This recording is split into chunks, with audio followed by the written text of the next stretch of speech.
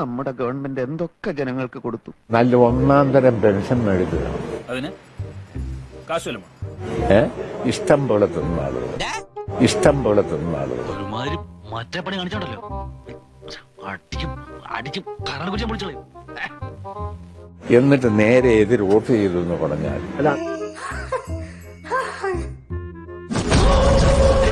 തോൽവി എന്തുകൊണ്ട്? അല്ല, ഒന്ന് തെരഞ്ഞെടുപ്പ് ഫലം പൂർണ്ണമായി വന്നില്ല,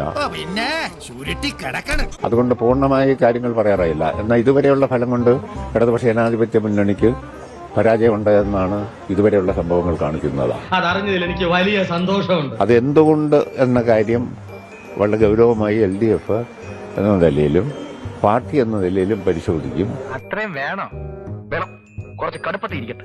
എന്നിട്ട് ആവശ്യമായ തിരുത്തൽ നടപടി സ്വീകരിച്ച് മുന്നോട്ട് പോകുക. അത് മാത്രമാണ് കോമഡി എന്നാണ് കരുതുന്നത്. അത് ശരിയാ, അത് ശരിയാ. എന്ത് ശരി?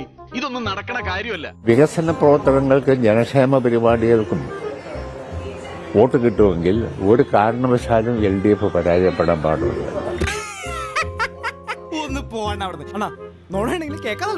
അതിന് മാത്രം വികസന പ്രവർത്തനം നമ്മുടെ ജില്ലയിലടക്കം.